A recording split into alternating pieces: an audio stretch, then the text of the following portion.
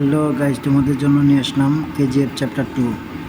যদি তোমাদের এই মুভিটা দেখে একটুও ভালো লেগে থাকে তাহলে লাইক কমেন্ট শেয়ার করে সাথেই থাকুন। ধন্যবাদ। মুভির শুরুতে দেখানো হয় আমাদের এই গল্প বলার কারিগর আনন্দ ইনগালগি হঠাৎই ব্রেন স্ট্রোক করে বসে। দ্রুত তাকে হসপিটালে নেওয়া হয়, কিন্তু ডাক্তার জানায় তার বেঁচে থাকার চান্স বেশ ক্ষীণ।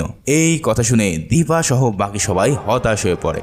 ঠিক সেখানে তাদের সাথে দেখা হয় আনন্দ ইনগালগির একমাত্র সন্তান বিজেন্দ্রা ইনগালগির সাথে। তার কাছে এসে দীপা জানায় সে খুবই দুঃখিত তার বাবার এই অবস্থার জন্য। সে এও জানায় গতকাল তার বাবা কেজিএফ এর অর্ধেক গল্প বলেই চলে এসেছিলেন, কিন্তু এই অবস্থায় তার আর বাকি কাহিনীটি হয়তো কোনোদিনই তারা জানতে পারবে না। তখন বিজেন্দ্রা থেকে আমরা জানতে পারি তার বাবা শুধুমাত্র এই কেজিএফ নিয়ে এতটাই বিভোর ছিলেন যে তার সন্তান ও স্ত্রীর প্রতি কোনোদিনই তিনি কেয়ার করেনি। এর ফলে বিজেন্দ্রা হয়ে ওঠে তার বাবার প্রতি বিদ্বেষী। তবে সে এও জানায় যেহেতু তার বাবা এই গল্পের জন্যই তাদের উপরে অন্যায় অবিচার করেছে, তাই সে এই গল্পটি শেষ পর্যন্ত তাদেরকে শোনাবে। এটা শুনে দীপা ও সেখানকার সকল লোকজন অনেক খুশি হয়ে যায় আর তারা বেরিয়ে পড়ে আনন্দের বাড়ির দিকে। অন্যদিকে কেজিএফ চ্যাপ্টার 1-এ যেই ছেলেটিকে পাঠানো হয়েছিল শক্তিশিলা খুঁজে বের করার জন্য, তাকে দেখা যায় ওই স্থানে পৌঁছে একটি খেজুর গাছের নিচে মাটি খুঁড়তে। তারা মাটি খোঁড়া শুরু করলে এক পর্যায়ে মাটির নিচে কিছু একটা সন্ধান পায়। সাথে সাথে বড় একটি ক্রেন ও দড়ি নিয়ে আসলে সেই জিনিসটাকে তোলা শুরু হয়। কিন্তু সবচেয়ে আশ্চর্যের বিষয় হচ্ছে সেই পরিত্যক্ত কেজিএফ এর চারপাশে হাজার হাজার মানুষ মশাল জ্বালিয়ে চলে আসে তাদের বাধা দেওয়ার জন্য। এটা দেখে সবাই ভয়ে পালিয়ে যায় আর আমরা দেখতে পাই কেজিএফ এর রাজা রকির পাথরের খোদাই করা মূর্তি। তার মানে আনন্দ ইনগালগির এই গল্পটি ছিল একদম সত্য ঘটনার উপরে নির্মিত।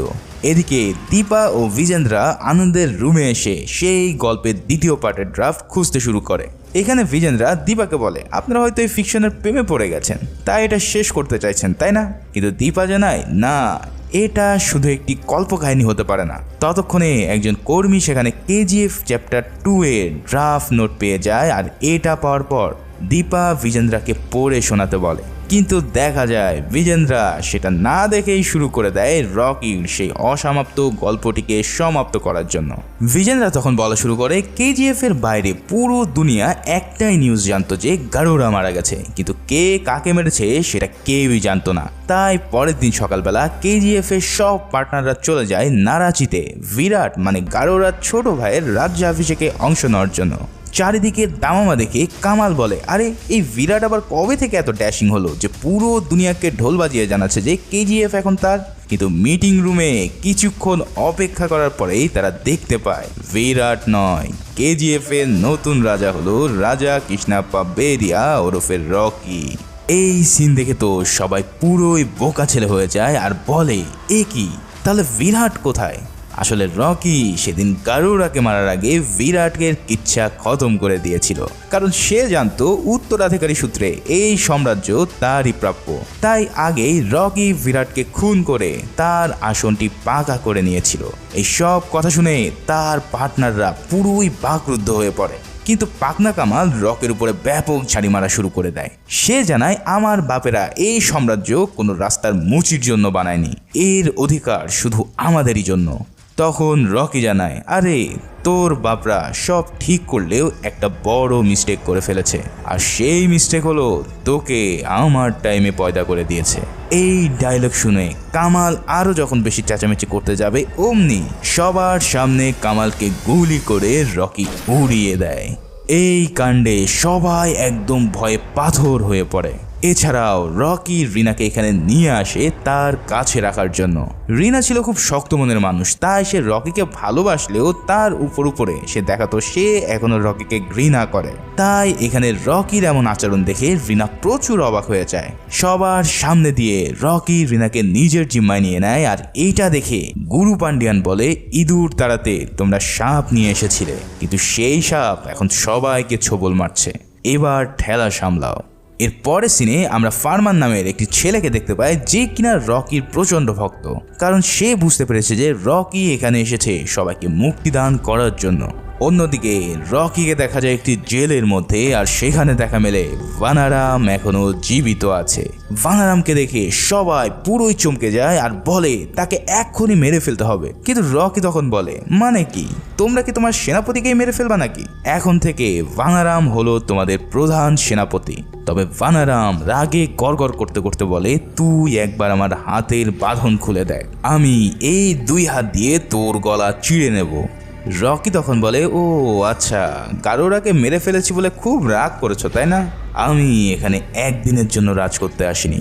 আমি যখন মেইনটেনেন্স রুমে যাই তখনই বুঝতে পারি তোমরা এই মাইনকে কেন সেক্টর 3.9 বলো। এই কথা শুনে তো ভানারামের মাথা পুরোই ঘুরে যায়, কারণ এটা এমন একটা সিক্রেট যা বাইরের কারোর পক্ষে জানা মোটেও সম্ভব ছিল না। এখন কি এই সেক্টর 3.9 সেটা তোমাদেরকে বলছি। আসলে সূর্যবর্ধন যখন কেজিএফ চালু করে তখন সে 3টে মাইন চালু রাখে, তবে সেখানে মোট 9টি মাইন ছিল। সূর্যবর্ধন চাইছিল এই কেজিএফ যেন শত শত বছর ধরে চলতে থাকে, কিন্তু রকি সেখানে এসে এই বিষয়টি জেনে ফেলার পর মাত্র 2 বছরের মধ্যেই সব গোল্ড উত্তোলন করার প্ল্যান করে বসে। আর এই সব কথাগুলো যখন তার পার্টনাররা শুনতে পায় তাদের মাথায় যেন আকাশ ভেঙে পড়ে। একজন আউটসাইডার এসে কিভাবে এত দ্রুত সব গোপন রাজ জানতে পেরে গেছে তা তাদের মাথায় আসে না। রকি তার পার্টনারদেরকে বলে দ্রুত কাজে লেগে পড়তে, কারণ পার্টনার হয়েছে আর কাজ করবে না তা তো আর হতে পারে না। রাজেন্দ্র দেশাই গম্ভীর গলায় রকিকে বলে যে 1 গারোরা মারার জন্য আমি যদি রকি পয়দা করতে পারি তাহলে এই রকিকে মারার জন্য আমি অন্য রকি পয়দা করতে পারবো না। রকি উত্তরে বলে, যে কাজ আমার বাপের দ্বারাই হয় নাই সেটা আর পৃথিবীর কারোর পক্ষে সম্ভব না। তার মানে তো তোমরা বুঝতেই পারছো, Rocky one and only piece in the whole world. আচ্ছা, কেজিএফ এর মতন অসংখ্য ড্রামা, অ্যাডভেঞ্চার কিংবা থ্রিলার গল্প কিন্তু পাবে কাব্যিক অডিও বুক অ্যাপে। বাংলাদেশের অন্যতম অডিও বুক অ্যাপস কাব্যিক নিয়ে এসেছে 2000-এরও বেশি বইয়ের অডিও ভার্সন, যা কানে হেডফোন লাগিয়ে তুমিও উপভোগ করতে পারবে। বিশেষ করে যাদের বই পড়ার অভ্যাস আছে কিন্তু সময়ের অভাবে পড়াই হচ্ছে না, তারা চাইলে ট্রাই করতে পারো এই জনপ্রিয় অ্যাপটি। দক্ষ ভয়েস ওভার আর্টিস্ট দিয়ে এখানে ড্রামা, রোমান্স, উপন্যাস কিংবা ধর্মীয় বই সহ একাডেমি বইয়েরও অডিও ভার্সন পেয়ে যাবে। তার মানে এখান থেকেই করতে পারবে একাডেমিক পড়াশোনা বা নিতে পারবে চাকরির প্রস্তুতি। কাব্যিকের মাসিক সাবস্ক্রিপশন চার্জ 40 টাকা, কিন্তু শুধুমাত্র আমার অডিয়েন্সের জন্য প্রথম মাসের সাবস্ক্রিপশন ফি মাত্র 5 টাকা। পরবর্তী মাস থেকে 40 টাকা সাবস্ক্রিপশন, যা যে কোনো সময় তুমি ক্যান্সেল করতে পারবে। এই ডিসকাউন্ট পেতে বিকাশ পেমেন্ট করার সময় আমার প্রোমো কোড সিনে ব্যবহার করো আর অ্যাক্টিভ করো এই অফারটি। তাহলে আর দেরি কিসের, এখনই গুগল প্লে স্টোর থেকে ডাউনলোড করে ফেলো কাব্যিক অডিও অ্যাপ। লিংক আমার ডেসক্রিপশন এবং পিন কমেন্টে পেয়ে যাবে। এবার চলো এক্সপ্লেনেশনে ফিরে যাই। এদিকে রকি নতুন সশস্ত্র বাহিনী তৈরি করতে থাকে কেজিএফ রক্ষার জন্য। সেখানে এসে ভানারামকে উপস্থিত করলে সবাই ভয়ে কাঁপতে থাকে, কিন্তু রকি জানায় এই ভানারামই তোমাদেরকে ট্রেন আপ করে মারাত্মক সৈনিকে পরিণত করবে। রকি আদেশ দেয় ভানারামের বাঁধন খুলে দিতে আর তাকে বলে, আমার পিছনে থাকা টার্গেটের শট নাও। হাত খোলা পেয়ে ভানারাম এখন কি করবে? রকিকে মেরে দেবে নাকি রকির টিমে জয়েন করে নেবে? বন্দুক হাতে তুলে নিয়ে রকির সামনে দাঁড়িয়ে পিছনে থাকা টার্গেটের শট নিলে আমরা বুঝতে পারি ভানারাম এখন থেকে রকির হয়েই কাজ করবে। তবে সে জানায় এই পুরো কেজিএফে কিভাবে কোথায় সিকিউরিটি দেবো এই সব কিছু আমার হিসেবে চলবে। কেজিএফ এর বাইরে একটি ব্রিজ আছে যেটা খুবই সেন্সিটিভ, সেখানে এক্ষুনি 300 জন ট্রেন গার্ড দিয়ে পাহারা দিতে হবে। তখন রকি তাকে জানায়, এই নাদান বাচ্চাদের তোমাদের হাতের উপরে ছেড়ে দিলাম, তুমি এদেরকে মানুষ করে নাও। এভাবেই রকির আদেশে প্রতিনিয়ত ভানারাম সবাইকে ট্রেন করতে থাকে আর ধীরে ধীরে সাধারণ মানুষগুলো হয়ে ওঠে এক একটা মজবুত সৈনিকে। এছাড়াও রিনা যখন দেখতে পারে রকি এই কেজিএফ দখল করেছে ঠিকই, কিন্তু সেখানকার মানুষের মনও সে দয়া ও ভালোবাসা দিয়ে জয় করে নিয়েছে, তখন রিনাও তার প্রতি নতুন করে আবারও প্রেমে পড়ে যায়। এদিকে সব পার্টনারদের মধ্যে শুরু হয় ক্রোধের আগুন। এক বাইরের লোক এসে পৃথিবীর সবচেয়ে দামি স্থানের মালিক হয়ে যাবে তা তারা কোনোভাবে মেনে নিতে পারছে না। সবাই মিলে প্ল্যান করতে থাকে কিভাবে তাকে শেষ করা যায়, কিন্তু রকি এখন এমন এক উচ্চতায় চলে গেছে যে যেখান থেকে তাকে সরানো 4টেখানি কথা না। আদিরা, এনায়েত খলিল, শেঠি সহ সবার কাছে পৌঁছে যায় যে রকি এখন কেজিএফ এর মালিক। যেই শেঠির হয়ে রকি এতদিন কাজ করত সেই শেঠি এখন হয়ে পড়ে রকির গোলাম। কিন্তু এমন নিয়তি সবাই মানতে চায় না বিধায় তারা শুরু করে এক সূক্ষ্ম প্ল্যান, যা দিয়ে তারা রকিকে চিরতরে সরাতে চায় কেজিএফ থেকে। অন্যদিকে দিল্লিতে এক সিবিআই ইউনিটকে আমরা দেখতে পাই যারা কিনা গত কয়েক বছর ধরেই এই কেজিএফ নিয়ে রিসার্চ করছিল। তারা বছরের পর বছর বিভিন্ন এভিডেন্স কালেক্ট করলেও রাজনৈতিক চাপে কখনোই কেজিএফ এর বিরুদ্ধে তারা অ্যাকশনে যেতে পারেনি। সেই সিবিআই ইউনিটের প্রধান রাঘবান জানতে পারে যে কেজিএফ এর প্রধান গারোরা মারা যাওয়ার পর এক আউটসাইডার এসে কেজিএফ দখল করে নিয়েছে। এটা শুনে সে তো পুরোই থ হয়ে যায়, কারণ এত বড় সাম্রাজ্যকে কিভাবে একজন বাইরের মানুষ এসে দখল করে নিতে পারে তা তার মাথায় আসে না। তারাও নেমে পড়ে রকির ব্যাপারে খোঁজ খবর নেওয়ার জন্য। তবে সবচেয়ে বড় বাধা হিসেবে রকির সামনে উপস্থিত হয় আধীরা। একদিন মাইনিং করতে গিয়ে রকি দেখতে পায় আধীরার সেই বিখ্যাত তরোয়াল, যা দেখে পুরো নাড়াচির মানুষেরা থর থর করে কাঁপতে থাকে। এই আধীরা সম্পর্কে রকি কিছুই জানতো না, কিন্তু ভানারাম তাকে বলা শুরু করে যে আধীরা হলো ভাইকিংসের আদর্শে গড়া এক যোদ্ধা, যে তার পুরো জীবন পার করেছিল এই কেজিএফ এর সুরক্ষার জন্য।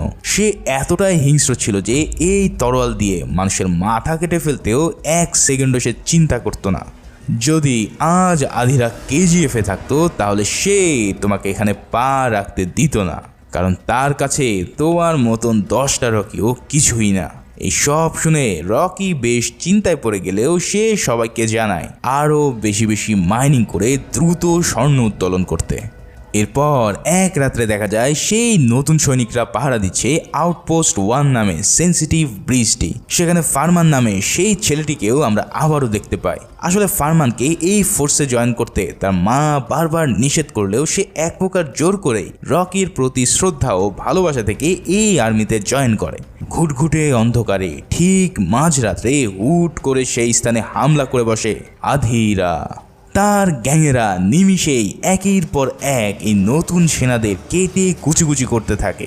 এটা দেখে ফারমান বুঝতে পারে যে এরা সবাই আধীরার লোক, আর আধীরা ইতিমধ্যে কেজিএফ দখল করার জন্য এখানে চলে এসেছে। সে দ্রুত একটি কন্টেইনারে ভরা পেট্রোল নিয়ে ওই ব্রিজের উপরে ঢেলে দিয়ে তাতে আগুন ধরিয়ে দেয়। কিন্তু আধীরা তো আর যেন তেন চিজ নয়। সে ওই আগুনের মধ্যে দিয়ে এই ব্রিজ পার হলে আমরা এই প্রথম তার ভয়ানক চেহারা দেখতে পাই। এই হলো সাক্ষাৎ যমদূত আধীরা, যার নাম শুনলেও মৃত মানুষরা ভয়ে কাঁপতে থাকে। ফারমান তাকে দেখে বলে, এতদিন অনেক প্রাণ নিয়েছিস, কিন্তু এবার রকি তোদের চ্যাপ্টার এখানেই শেষ করে দেবে। আধীরা তার কথায় মোটেও বিচলিত না হয়ে বলে, তোদের ওই রক্ষকের শরীরেও তো রক্তই বয় নাকি? সে যদি মানুষই হয়ে থাকে তাহলে আমার হাতেই তাকে মরতে হবে। এই বলে পুরো ফোর্স নিয়ে আধীরা প্রবেশ করে কেজিএফ এর মূল ভূখণ্ডে। আর ফারমানের ভাগ্যে কি হয়েছিল তা তো তোমরা সবাই বুঝতেই পারছো। একদিকে আধীরা, অন্যদিকে 4 পার্টনার সহ ইনায়েত খলিল সবাই রকিকে এমন এক জালে জড়াতে চলেছে যেখান থেকে রকির বেঁচে ফেরা খুব কঠিন এক ব্যাপার হয়ে দাঁড়াবে। রকিকে শেষ করার প্রথম ধাপ শুরু করে অ্যান্ড্রু। সে রাজেন্দ্র দেশাইকে জানায় আধীরা ইতিমধ্যে কেজিএফ এ পৌঁছে গেছে। যদি রকিকে মহলের বাইরে আনা যায় তাহলেই তাকে শেষ করে দেওয়া যাবে। কিন্তু রাজেন্দ্র বলে, তাকে কিভাবে আমরা বাইরে নিয়ে আসবো? তখন অ্যান্ড্রু জানায়, আপনার মেয়ে রিনা যদি আপনার মরার কথা টিভিতে শুনতে পায় তাহলে সে নিশ্চয়ই সেখান থেকে বের হবে, আর রকি তাকে আটকাতে সেখানে চলে আসবে। এই কথা শুনে রাজেন্দ্র বুঝতে পারে যে তার অন্তিম সময় চলে এসেছে। অ্যান্ড্রু ও দায়া মিলে রাজেন্দ্র দেশাইকে সেখানেই শ্যুট করে হত্যা করে দেয় এই প্ল্যানকে সাকসেস করার জন্য। এই নিউজ রিনা দেখার সাথে সাথেই সেখান থেকে সবাইকে বন্দুকের মুখে রেখে একটি গাড়ি নিয়ে বেরিয়ে পড়ে তার বাবাকে দেখার জন্য। রকির কাছে খবর পৌঁছালে সেও ছোটে রিনার পিছনে। তবে রিনা কিছু দূর যাওয়ার পরেই আটকা পড়ে রামান্নার হাতে। রকি এখানে ফাস্ট অ্যান্ড দ্য ফিউরিয়াসের মতন তুখোড় গতিতে এগিয়ে চলে তাদের পিছনে। একে একে রকি তার হেভি ড্রাইভিং স্কিল দেখিয়ে পথের মধ্যেই বেশ কয়েকটা গাড়িকে উড়িয়ে দিতে থাকে। এক পর্যায়ে রকি একটি ডেড ভ্যালির কাছে এসে পৌঁছে গেলে সে দেখতে পায় অপর প্রান্তে 50 জনের উপরে সশস্ত্র বাহিনী তার জন্য অপেক্ষা করছে। এবার শুরু হয় 1 ভার্সেস 50 পিপলের এক মহাজাগতিক ফাইট। অন্যদের সবার হাতে চাইনিজ কুড়াল, চাপাতি, ছুরি থাকলেও রকি শুধুমাত্র তার মাটিতে হাত ধুয়ে নিয়ে শুরু করে সবাইকে উদাম কেলানো। একের পর এক মানুষ আসছে আর রকি তাদেরকে মেরে মাটিতে শুইয়ে দিচ্ছে। ওদিকে রামান্না রিনার হাত ধরে রেখেছে দেখে রকির মাথা আরো খারাপ হয়ে গিয়ে হাতের সামনে যা পাইছে সব দিয়ে একাধারে পচানো শুরু করে দেয়। এখানকার ফাইটিং দৃশ্যটি ছিল আসলেই দেখার মতো। কিন্তু শুধু এরাই নয়, রকিকে শেষ করতে এখানে চলে এসেছে স্বয়ং আধিরা নিজে। নিচে রকি যখন সবাইকে প্রায় খতম করে দিচ্ছিল তখন উপর থেকে আধিরাও তার ফাইট দেখে বেশ ইমপ্রেসড হয়ে পড়ে। তবে ঠিক সেই সময় রকির বুকের বাম পাশ বরাবর আধিরা তার বন্দুকের একটি শট নেয়। সেই বুলেট রকির গা ভেদ করলে আকস্মিক এই হামলায় রকি মাটিতে মুখ থুবড়ে পড়ে। এই প্রথম রকি দেখতে পায় হিংস্র আধিরাকে আর বুঝতে পারে কেন আধিরাকে আনবিচেবল বলা হয়। আধিরা রকির কাছে এসে বলে, কিরে 2-4 জনকে মেরে কেজিএফ দখল করে নিয়েছিস আর ভাবছিস যে তা ভোগ করতে পারবি? আমি যতক্ষণ আছি কেজিএফকে অন্য কাউকে ভোগ করতে দেব না। যা, তোকে ছেড়ে দিলাম। তোর লোকজনের তো তোর উপরে অনেক ভরসা, তাই না? এবার তোর এই রক্ত মাখা দেহ দেখে তাদের সব মনোবল ভেঙে চুরমার হয়ে যাবে আর তারাও বুঝতে পারবে তুই একটা সাধারণ রক্তে মাংসে করা মানুষ ছাড়া আর কিছুই না। এই বলে আধিরা রিনাকে সহ রকিকে পাঠিয়ে দেয় কেজিএফে। এদিকে রকির এই অবস্থা দেখে পুরো কেজিএফবাসী একদম ভেঙে পড়ে। তারা এতদিন রকিকেই ভাবতো সবচেয়ে শক্তিশালী ব্যক্তি হিসাবে, কিন্তু রকির এমন মুমূর্ষ অবস্থা দেখে সবাই থ বনে যায়। সবাই ভাবতে থাকে কে এখন তাদেরকে বাঁচাবে এই জালিম আধিরার হাত থেকে। ইতিমধ্যে লোকাল লোকজন রকির চিকিৎসা শুরু করে দেয়। তাদের হাতে ছিল না কোনো ধরনের উপযুক্ত সরঞ্জাম যা দিয়ে তারা এই বুলেট বের করতে পারবে। তবুও অবশেষে তারা বুক থেকে বুলেট বের করতে সক্ষম হয়, কিন্তু লোকটি জানায় রকির বাঁচা মরা শুধুমাত্র উপরওয়ালার হাতে। এই কথা শুনে সবাই রকির জন্য দোয়া শুরু করে দেয়, কারণ যেভাবেই হোক রকিকে যে বাঁচতেই হবে এই মানুষগুলোর হেফাজত করার জন্য। শুধু এই হামলাই নয়, রকিকে একদম শেষ করার জন্য কাহিনী আরও বিশাল আকার ধারণ করে। আধিরা এক গাড়ি লাশ পাঠিয়ে দেয় কেজিএফে সবাইকে বোঝানোর জন্য যে আমি আসছি তোমাদের সবাইকে শেষ করার জন্য। আর অন্যদিকে বম্বের ডন শেঠি দুবাইয়ের ইনায়েত খলিলের সাথে হাত মিলিয়ে রকির যত অনুসারী ছিল সবাইকে এক অনুষ্ঠানে ডেকে এনে তাদেরকে বিষ খাইয়ে মেরে ফেলে। সেই সাথে পুরো পশ্চিম ভারতের সব শহরে রকির যত লোক ছিল সবাইকে একদিনের মধ্যেই মেরে ফেলে রকির চিহ্ন সে একদম ধুলোয় মিশে দেয়। এছাড়াও দেশের রাজনীতিতে চলে আর এক খেলা। অ্যান্ড্রুর ইন্ধনে ডিওয়াইএসএস পার্টির এমপিদের গুরু পান্ডিয়ানের বিরুদ্ধে লেলিয়ে দেওয়া হয়। তারা সবাই গুরু পান্ডিয়ানের নো কনফিডেন্স মোশনে নিজেদেরকে সম্মতি জানায়। তার মানে হলো এরা সবাই জেনারেল ইলেকশনের পক্ষে ভোট দেয়। এখন জেনারেল ইলেকশন হলে দেশের প্রধানমন্ত্রী হবে রামিকা সেন, আর সে যদি প্রাইম মিনিস্টার হয় তাহলে কেজিএফকে ধুলোয় মিটিয়ে দিতে কোনো টাইম লাগবে না। একদিকে বোম্বে হাতছাড়া, অন্যদিকে রামিকা সেনের আগমনের ঘণ্টা, সব মিলিয়ে অ্যান্ড্রু সফলভাবে কেজিএফকে মাটিতে মিশিয়ে দিয়ে আনন্দে ফেটে পড়ে।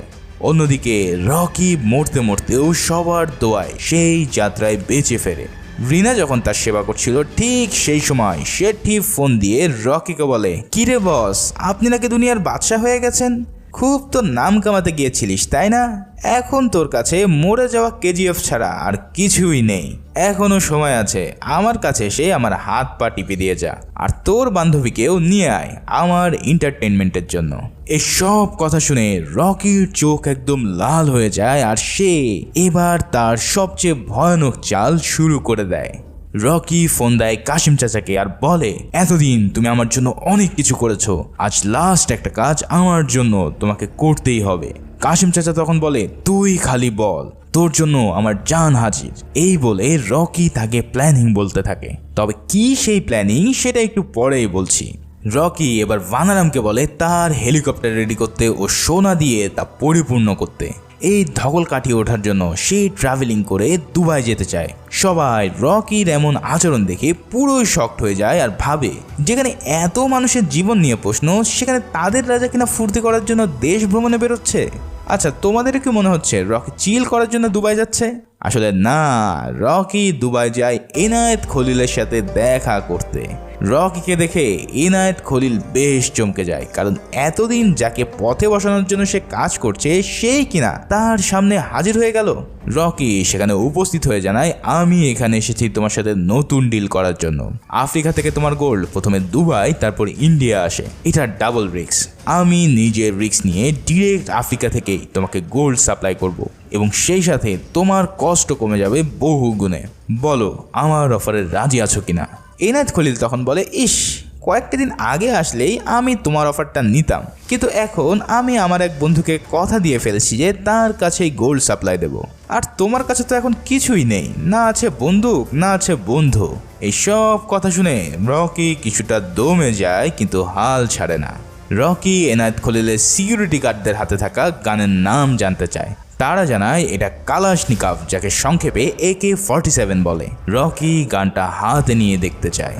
ইনায়েত খলিলও তাকে গানটি দেখার জন্য পারমিশন দিলে রকি AK-47 হাতে নিয়ে তা দেখতে থাকে। ঠিক সেই সময় ইনায়েতের কাছে কল আসে বম্বে থেকে।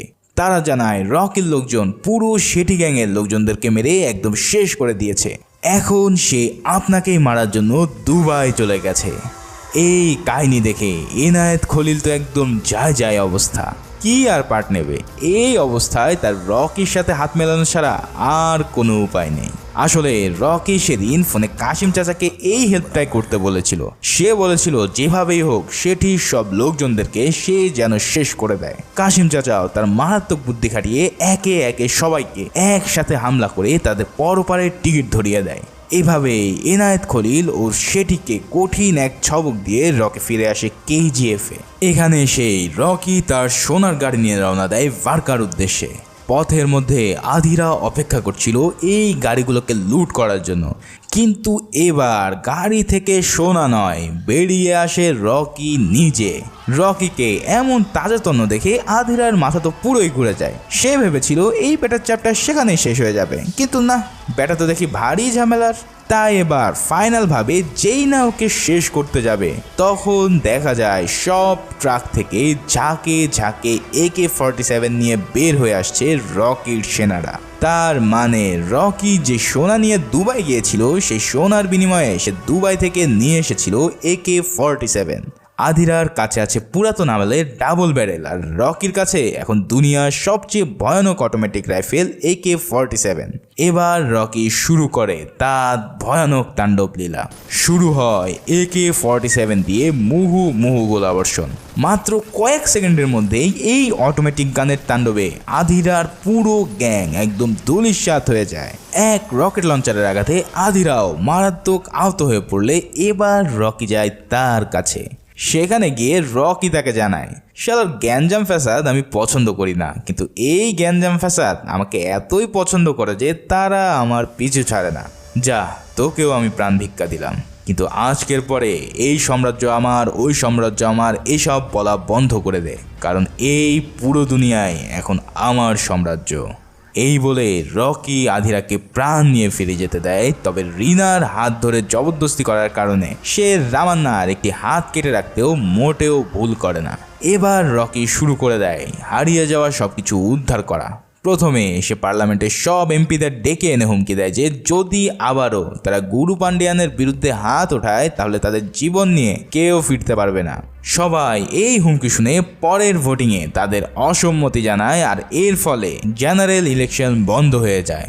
ফলাফল রামিকা সেনও আর এই মুহূর্তে ক্ষমতায় আসতে পারে না। এরপর রকি চলে যায় সেটিকে উচিত শিক্ষা দেওয়ার জন্য। রকির আগমন দেখে সবাই বুঝতে পারে আজ সেটি শেষ দিন। এদিকে সেটি রকিকে দেখেই হাত পা জড়িয়ে ধরে ক্ষমা চাইতে থাকে। সে তার চেয়ার রকির সামনে দিয়ে বলে, তুমি আমার চেয়ার নিয়ে নাও আর আমাকে ছেড়ে দাও। ছোটবেলা থেকেই এই চেয়ারের জন্য রকি অধীর আগ্রহী হয়ে থাকতো, কিন্তু আজ এই চেয়ারের চেয়েও 1000 গুণ পাওয়ারফুল চেয়ারের মালিক সে।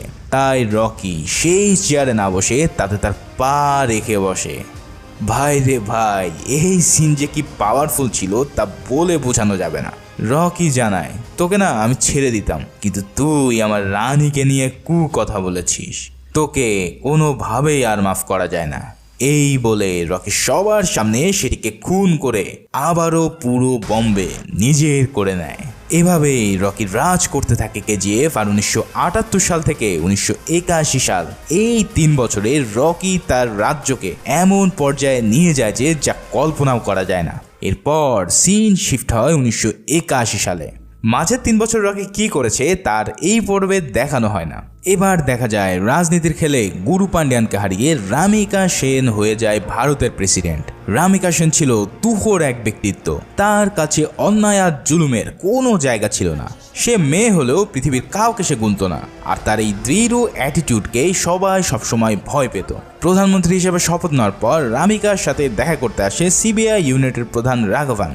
সে জানতো একমাত্র রামিকাই পারবে রকিকে শেষ করতে, আর তাই সে তাকে কেজিএফ এর ব্যাপারে ডিটেলস বলতে চায়। কিন্তু দেখা যায় রামিকা সেন তাকে বলে এই দেশে কেজিএফ এর চেয়ে আরো বড় বড় সমস্যা আছে, আমি স্টেট পুলিশকে জানিয়ে দিচ্ছি, তারা ব্যবস্থা নেবে। এই কথা শুনে রাঘবান পুরোই বোকা ছেলে হয়ে পড়ে। মানে কেজিএফ যে কত বড় তা সম্পর্কে এই দেশের প্রধানমন্ত্রীর কোনো ধারণা নেই। আসলে ধারণা হবেই বা কি করে? কেজিএফ এমনভাবে প্রোটেক্টেড ছিল যে দুনিয়ার কেউই জানতো না ভিতরে কি চলছে আর কেই বা কেজিএফ চালাচ্ছে। তবে রাঘবান অনেক কষ্টে রামিকাকে রাজি করায় এই কেজিএফ নিয়ে আলোচনা করার জন্য। রাঘবান বলে এই কেজিএফ এর উপর দিয়ে কোনো কমার্শিয়াল প্লেন পর্যন্ত যেতে পারে না, কিন্তু কয়েকদিন আগে একটি MiG-29 বিমান এর পাশ দিয়ে যাওয়ার সময় এই ছবিটি আমাদেরকে তুলে পাঠিয়েছে। কেজিএফ এর লেটেস্ট ছবি যেই না রামিকাকে দেখানো হয় তার চোখে ভেসে ওঠে এক বিশাল বড় ভয় আর চিন্তার ছাপ। কেজিএফ এখন আর সেই পুরাতন কেজিএফ নেই। পুরো সাম্রাজ্যকে রকি একদম লেটেস্ট টেকনোলজি দিয়ে এমন মাইনিং গ্রাউন্ড বানিয়ে ফেলেছে যে যেটা দেখতে একদম বড় কোনো শহরের মতো লাগে। মানে রকি এই কেজিএফ কে গত 3 বছরে এত উপরে নিয়ে গেছে যে যেখানে পুরো ভারতের শক্তিও তার কাছে কিছুই না। এটা দেখে রামিকা সেন অর্ডার দেয় পুরো স্টেট বর্ডার ক্লোজ করে দিতে আর রকি সব ওয়্যার হাউসের রেড দিতে। এই রেডের দায়িত্ব দেওয়া হয় রাঘবানকে। তার নেতৃত্বে শুরু হয় রকির লোকজনের উপরে ধরপাকড়। সিবিআই ও পুলিশ একে একে বেঙ্গালুরে রকির সব ওয়্যার হাউসের রেড করা শুরু করে, কিন্তু কোথাও রকির বিরুদ্ধে কোনোই ক্লু তারা বের করতে পারে না। কিন্তু একটি ওয়্যার হাউসে গিয়ে তারা শুধুমাত্র একটি গোল্ড বার উদ্ধার করতে পারে আর সেটাকে সাথে করে নিয়ে যায়। এদিকে রকির সাথে সেদিন দেখা করতে আসে এক আর্মস ডিলার। সে রকিকে বিভিন্ন লেটেস্ট আর্মস দেখাতে থাকে। সে একটি সোভিয়েত মেক আর্মস নিয়ে এসেছে যার নাম দুস্কা। এটা চালানো শুরু করলে সামনে যা থাকবে সব মাটির সাথে মিশে যাবে কয়েক সেকেন্ডের মধ্যে। এমন সময় রকির কাছে খবর আসে যে রামিকা সেন পুরো স্টেট বর্ডার ক্লোজ করে দিয়ে সব জায়গায় রেড দিচ্ছে। আগে থেকে নিউজ পাওয়ার জন্য তারা সব গোল্ড অন্য স্থানে সরিয়ে নিলেও একটি গোল্ড বার সিবিআই এর হাতে পড়ে যায়। এটা শুনে রকি চলে যায় সেই একটি গোল্ড বার উদ্ধার করার জন্য। মানে বুঝতে পারছো, যে কিনা টনকে টন গোল্ডের মালিক সে কিনা একটা গোল্ড বারের জন্য নিজেই চলে যেতে চাইছে তা উদ্ধার করতে, মানে ভাবাই যায় না। রকি সেই আর্মস ডিলার আর লেটেস্ট আর্ম দুস্কা নিয়ে হাজির হয় সিবিআই এর ব্রাঞ্চে, যেখানে তার গোল্ড বারটি রাখা ছিল। সেখানে উপস্থিত হতেই সবাই তাকে এমন ভয় পেয়ে যায় যে পুরো স্টেশন থর থর করে কাঁপতে থাকে। এক কনস্টেবল দৌড়ে গিয়ে তার গোল্ড বার নিয়ে এসে সহি সালামতে রকিকে বুঝিয়ে দিলে রকি তা ভালো করে মুছে পকেটে নিয়ে চলে যায়। সবাই এটা দেখে হাফ ছেড়ে বাঁচে যে যাক রকি ভাই তাদের কিছু না বলেই ছেড়ে দিল। কিন্তু রকি কি আর সেই জিনিস? ব্রাঞ্চ থেকে বের হয়ে রকি মাঠের মধ্যেই তার দুস্কা সেট করে শুরু করে দেয় এক মহা গোলাবর্ষণ। একের পর এক ম্যাগাজিন খালি করে আবারও নতুন ম্যাগাজিন লোড করে দেদারসে ফায়ারিং করতে থাকে। মুহু মুহু হেভি মেশিন গানের আঘাতে পুরো পুলিশ স্টেশন মাটির সাথে মিশে যাওয়া শুরু হয়। এভাবে টানা 5 মিনিট ধরে ফায়ারিং করে যখন হেভি মেশিন গানের ব্যারেল গরম হয়ে আগুন হয়ে যায়, ঠিক তখনই রকি একটি সিগারেট বের করে ওই ব্যারেল থেকে তা জ্বালিয়ে টানতে শুরু করে। ভাই রে ভাই, এই সিনটাতে রকি ভাইয়ের যে কি সোয়াগ ছিল তা ভাষায় প্রকাশ করা মোটেও সম্ভব নয়। আমার দেখা পুরো মুভিতে বেস্ট সিন ছিল এটা। এদিকে রামিকা সেন যখন এই নিউজ পায় যে মাত্র 400 গ্রাম সোনার জন্য পুরো পুলিশ স্টেশনে ধ্বংস করে দিয়েছে রকি, তখন সে বুঝতে পারে সে কি ভয়ানক এক চিজ। সাথে সাথে রামিকা টেলিভিশনে বার্মা ও ভারতের উত্তেজনাপূর্ণ অবস্থা নিয়ে ভাষণ দেয়। তবে সেটা শুধু ছিল রকিকে মেসেজ দেওয়ার জন্য। রামিকা বলে আমার কাছেও হাতিয়ার আছে যাকে নেভি, এয়ারফোর্স ও আর্মি বলা হয়, সেগুলো দিয়ে আমি তোমার বাড়িতে ঢুকেই তোমাকে শেষ করে দেব। রকি ও রামিকার এই ইন্ডিকেট শুনে বুঝতে পারে যে রামিকা সেন এবার ফাইনালি তার উপরে অ্যাটাকে যাবে। তাই এবার রকি তার ফাইনাল মিশন শুরু করে দেয়। সে পুরো দেশের গোল্ড সাপ্লাই বন্ধ করে দিয়ে তাই স্টক করা শুরু করে দেয়। সবাই ব্যাপক টেনশনে পড়ে যায় যে রকি কেন পুরো গোল্ডের সাপ্লাই হুট করে বন্ধ করে দিল। এভাবে চলতে থাকলে তাদের ব্যবসা দুদিনেই বন্ধ হয়ে যাবে। তাই এই অবস্থায় অ্যান্ড্রু চলে যায় আধিরার কাছে রকিকে থামানোর জন্য। সেখানে দেখা যায় আধিরা এখনো বেঁচে আছে আর গত কয়েক বছর ধরে অপেক্ষা করছে রকিকে চিরতরে শেষ করে দেওয়ার জন্য। সে অ্যান্ড্রুকে জানায় রকি যেভাবে তার কেজিএফ সাজিয়েছে সেখানে এই মুহূর্তে ঢুকে তাকে খতম করা চারটেখানি কথা নয়। তবে আমি গত 3 বছর ধরে মাইনিং এর বিভিন্ন ডিপার্টমেন্টের মানুষদেরকে ধরে এনে একটি ম্যাপ বানিয়েছি আর বের করেছি কোন মাইনের মধ্য দিয়ে গেলে আমি তার কাছে পৌঁছাতে পারবো। দুটো ওয়ে আমি পেয়েছি, কিন্তু 3 নম্বর রাস্তা কোথায় সেটা এখনো খুঁজে পাইনি। ওটা পেলেই অ্যাটাক শুরু হবে রকির উপর। তার মানে একদিকে রামিকা সেন আর অন্যদিকে আধিরা একযোগে হামলে পড়তে যাচ্ছে কেজিএফ এর উপর। রকি এখান থেকে কিভাবে নিজেকে বাঁচাবে এটাই এখন দেখার বিষয়। এইদিকে দেখা যায় যে রকি এই সিচুয়েশনেও তার ওয়ার্কারদের বলেই চলেছে যে কাজ যেন বন্ধ না হয়। এটা শুনে কাশিম চাচা অনেক অবাক হয়ে যায় যে আরে যে গারোরার হাত থেকে সবাইকে বাঁচিয়েছিল সেই এখন তাদেরকে দিয়ে অমানবিক পরিশ্রম করাচ্ছে নিজের স্বার্থের জন্য। তাই সে রকির উপরে চড়াও হয় আর বলে তুই এসব কেন করছিস বলতো? এত বিপদের মধ্যেও কেন তুই একবেলার জন্য কাজ বন্ধ রাখছিস না? তুই কার জন্য এসব করছিস? তখন রকি জানায় তার মা একটি ছোট্ট গ্রামের মেয়ে ছিল। শখ আহ্লাদ বলতে জীবনে কিছুই ছিল না তার, কিন্তু যাবার সময় সে আমাকে ওয়াদা করিয়েছে যে আমি যেন পৃথিবীর সবচেয়ে ধনী ও ক্ষমতাশীল ব্যক্তি হতে পারি। আমার মায়ের সেই ওয়াদা রক্ষা করতে গিয়ে আমি কাউকে বুকে জড়িয়েও ধরতে পারি, আবার কারো বুকে ছুরিও চালিয়ে দিতে পারি। এটা শুনে সবাই বুঝতে পারে যে রকি তার ওয়াদা নিয়ে কতটা সিরিয়াস।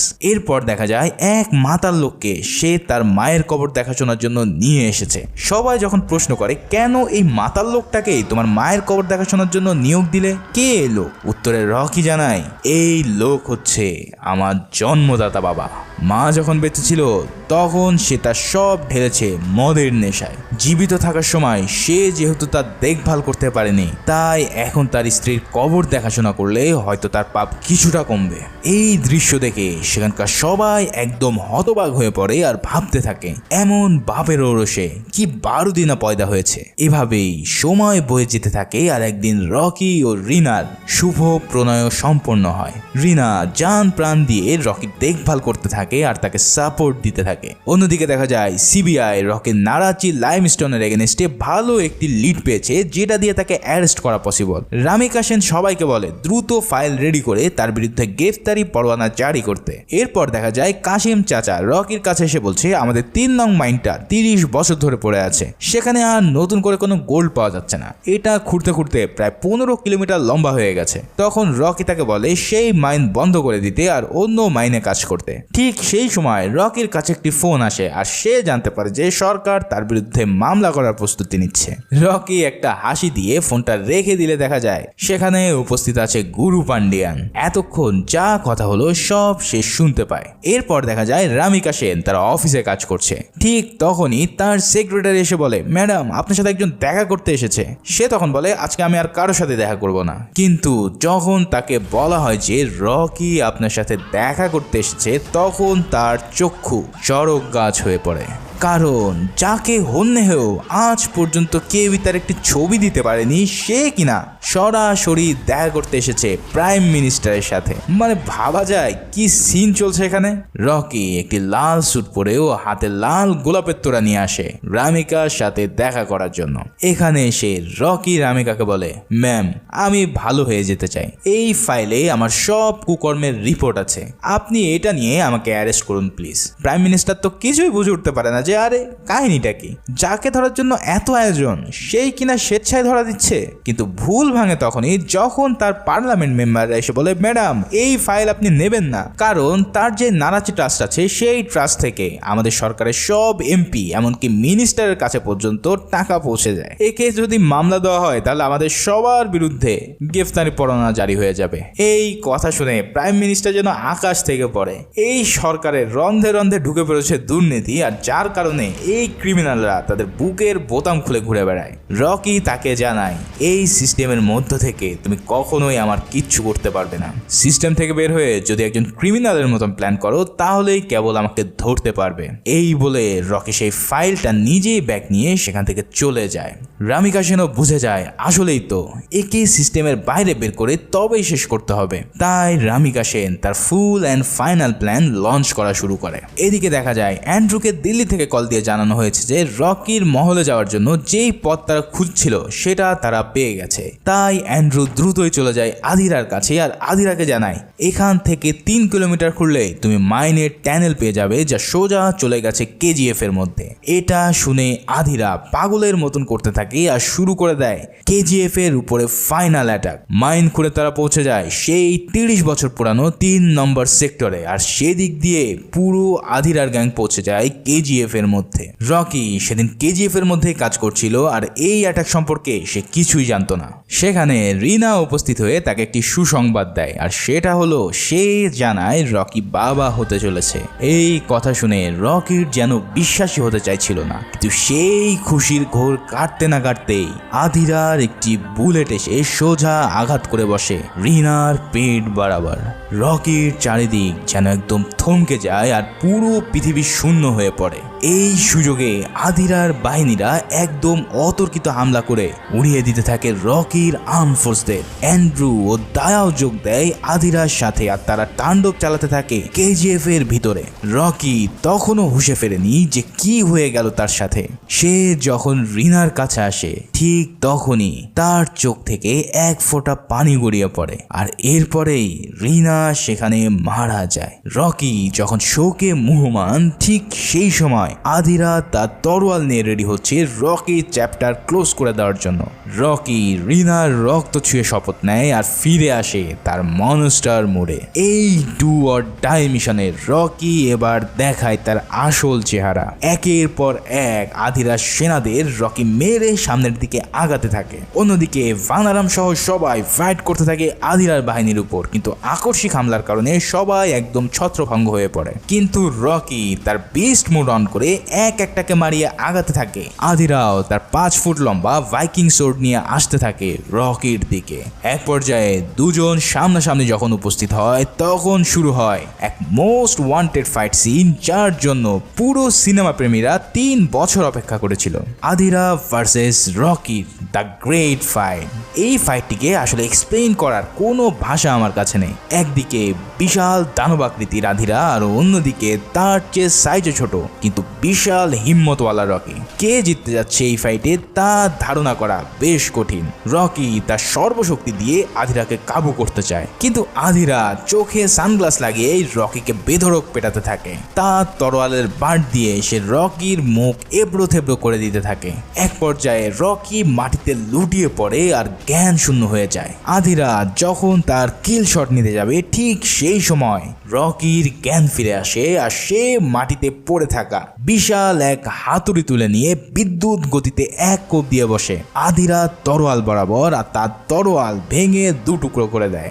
এই কামব্যাক দেখে রকির মার খাওয়া সেনারা আবার উজ্জীবিত হয়ে যায় আর তারাও ফাইট ব্যাক শুরু করে দেয়। এবার রকি তার সেই সিগনেচার হাতুড়ি শট নেয় আদিরার উপর, আর আদিরা সেই বাড়ি খেয়ে ছিটকে পড়ে বহু দূরে। এমন আঘাত আজ পর্যন্ত আদিরাকে কেউ দিতে পারেনি দেখে সে পুরোই ভেবাচাকা খেয়ে যায়। অন্যদিকে ভানারাম তার হাতের কাছে অ্যান্ড্রুকে পেয়ে যায়। এরপর সে তার এক হাত দিয়ে তার গলা চেপে শূন্যে ভাসিয়ে তাকে হত্যা করে ফেলে। অন্যদিকে রকি তখন ফুল ফর্ম নিয়ে ব্যাপক কেলাতে থাকে আদিরাকে। হাতের কাছে যাই পাচ্ছে তাই দিয়ে রকি আদিরার উপরে অ্যাটাক করতে থাকে।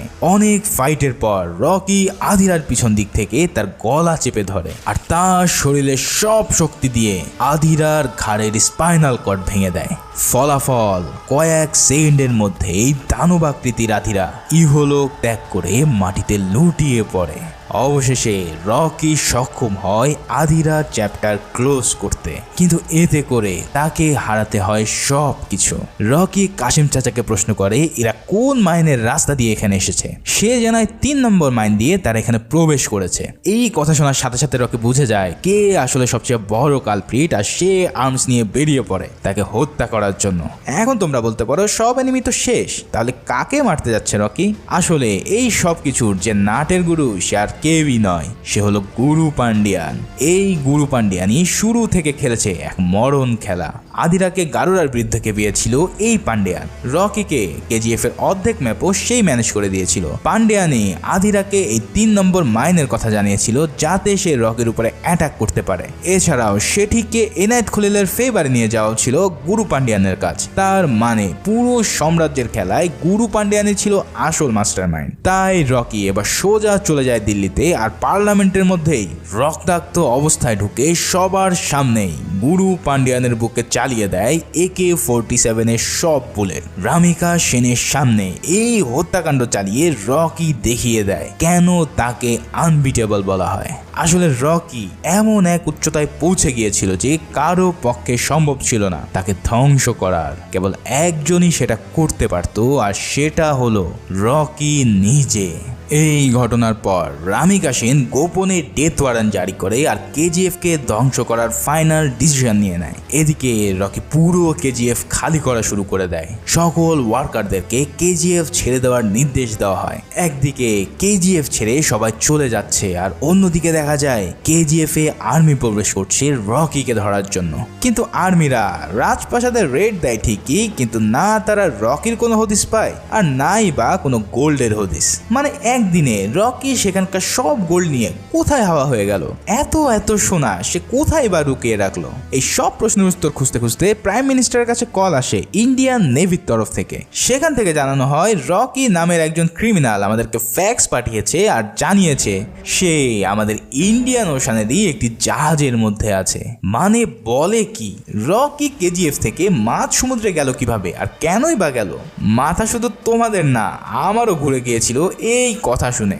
আসলে রকি তার সব গোল্ডগুলোকে জাহাজে লোড করে আগানো শুরু করে ইন্টারন্যাশনাল বর্ডারের দিকে। শুধু ইন্ডিয়াকেই না, ইউএসএ ও ইন্দোনেশিয়ান নেভিকেও সেম ফ্যাক্স পাঠিয়ে জানান দেয় যে আমি তোমাদের বর্ডার ক্রস করছি। তার মানে এখন রকিকে ব্লক করার জন্য 3 দিক থেকে ইন্ডিয়া, ইউএসএ ও ইন্দোনেশিয়ান নেভি এগিয়ে চলছে। অন্যদিকে প্রাইম মিনিস্টারের আদেশে ফাইটার প্লেনও পৌঁছে যায় কেজিএফ এর উপর আর অপেক্ষা করতে থাকে ফাইনাল অর্ডারের জন্য। নেভি কমান্ডাররাও রকিকে বারবার ব্যাক করে যাওয়ার নোটিশ দিতে থাকে, কিন্তু রকি কোনো রেসপন্স না করে তাদের দিকে আগানো শুরু করে। নেভি বেস এবার প্রাইম মিনিস্টারের কাছে পারমিশন চায় ফায়ারিং করার জন্য। একদিকে কেজিএফ আর অন্যদিকে রকি তার সব সোনা নিয়ে মাঝ সমুদ্রে। এখন ডিসিশন রামিকা সেনের উপর, কি করবেন তিনি। তবে অনেক চিন্তা করে দুজনকেই রামিকা সেন ফায়ারের নির্দেশ প্রদান করে দেয়।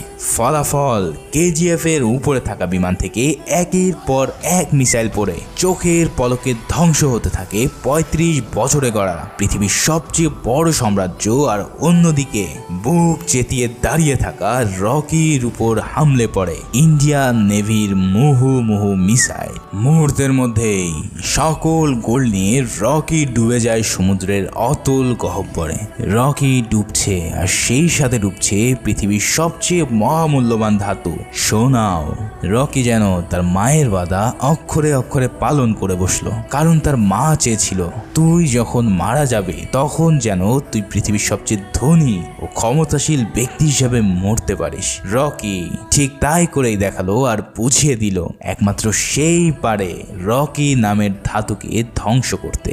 রকির এই মৃত্যু আসলেই খুব আনএক্সপেক্টেড ছিল এই মুভিতে। আমি নিজেও কল্পনা করতে পারিনি যে এই পর্বেই রকি মারা যাবে, কিন্তু আদৌ কি রকি মারা গেল? এত সহজেই কি সবকিছু শেষ হয়ে যাবে? এমন হাজারো প্রশ্ন গত কয়েক বছর ধরে ঘুরছে ইন্টারনেট দুনিয়ায়। তবে এই প্রশ্নের উত্তর অবশ্যই মিলবে। তবে তার আগে মুভির এন্ড ক্রেডিটটা তোমাদেরকে জানিয়ে দিই। ক্রেডিট সিনে দেখানো হয় রামিকা সেনের কাছে ইউএসএর সিআইএ এর এক এজেন্ট এসে জানায় 1978 থেকে 1981 সাল পর্যন্ত 16টি দেশে রকি ক্রাইম করে চলেছিল। এর মধ্যে সে ইউএসএতেও চালিয়েছে তার ক্রাইম হিস্টোরি। এছাড়াও রকি যেখানে ডুবেছে সেখানকার গভীরতা প্রায় 20,000 ফিট, তাই সেখান থেকে সাধারণভাবে কোনো কিছু উদ্ধার করাও সম্ভব না। এখন কি এমন ক্রাইম রকি করেছিল যার জন্য সিআইএ পর্যন্ত প্রাইম মিনিস্টারকে নোটিশ দিয়ে গেল? সেই প্রশ্নের উত্তর মিলতে চলেছে কেজিএফ চ্যাপ্টার 3-তে। হ্যাঁ, সত্যি আসতে চলেছে কেজিএফ চ্যাপ্টার 3, যেখানে দেখানো হবে এই 3 সালে রকি কি তাণ্ডব চালিয়েছিল এই 16টি দেশের মধ্যে। তবে সালার নামের একটি নতুন মুভি আসতে চলেছে যেটার কানেকশন থাকবে কেজিএফ ও রকির সাথে। মুভিটা যারা ওয়াচ করছো তাদের সবাইকে জানাই আন্তরিকভাবে স্বাগতম, শুভেচ্ছা। তো এই মুভিটা সবাই শেয়ার করবেন, অবশ্যই সাবস্ক্রাইব করবেন। যারা এই চ্যানেলে নতুন আসছেন তারা সবাই চ্যানেলটিকে সাবস্ক্রাইব করে দিবেন। ধন্যবাদ সবাইকে।